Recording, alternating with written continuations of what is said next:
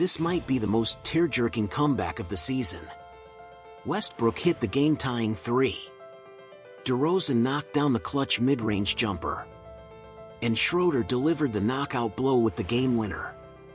This Kings comeback really makes you ask, do you believe in miracles? A Kings team sitting dead last in the West was facing the Rockets. Before tip-off, Sacramento had just a 14% chance to win. The loss felt basically inevitable. After all, the Kings were already falling apart. LaVine and Sabonis were out, and Monk played only 4 minutes before getting DNP'd.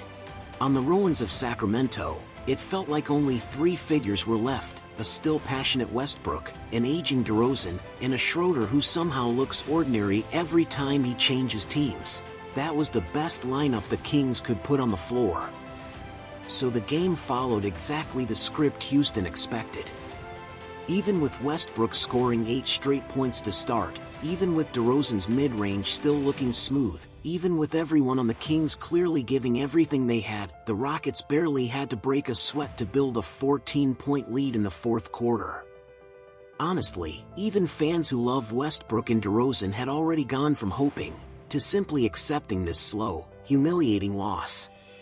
Because even when the roster was fully healthy, the whole team felt like it was already heading into a rebuild, with the sense that anyone could be traded at any moment. Who would still risk getting hurt to fight for this team? But after nearly pulling off a comeback against the Blazers, it suddenly felt like this bad team still had 3 old guys who refused to abandon their principles in the darkness of the ruins. Until the very last moment, they would never surrender and tank. And unbelievably, the Kings went on a 12-0 run late. Keegan Murray scored 7 straight points. Schroeder flashed back to FIBA mode, threading passes everywhere. DeRozan went right at Durant with isolation buckets and tough defense. And Westbrook, still the same guy.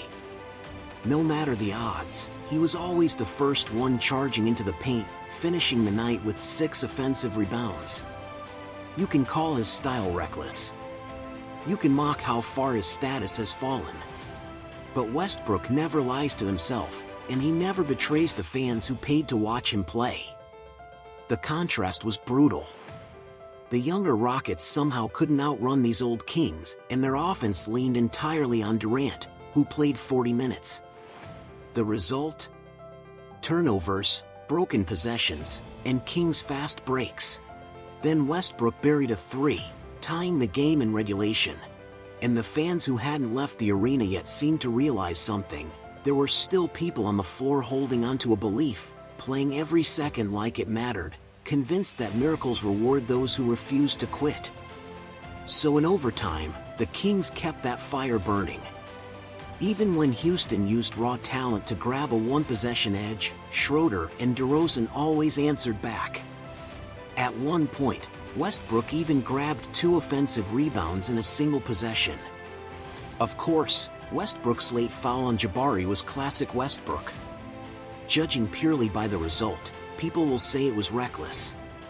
But it's that same head-first, never-turn-back mentality that lets him hold onto his original passion despite the years, that still lets fans feel pure intensity and emotion, and that tells his teammates, this old man hasn't quit.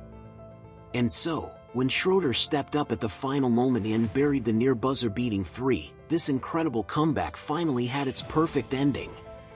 Meanwhile, the Rockets, after blowing a 25-point lead to the Pelicans, blew another 14-point lead to the Kings. Houston's performance, honestly, is hard to describe. Udoka called 2 straight timeouts late, and both plays were basically drawn up for Durant, just from different spots. That summed up the Rockets' late-game problems perfectly. How to manage Durant's stamina, and how to actually use him, is quickly becoming Houston's biggest headache. Because those 3 Kings veterans don't have flashy chemistry anymore, and they don't have their peak explosiveness either.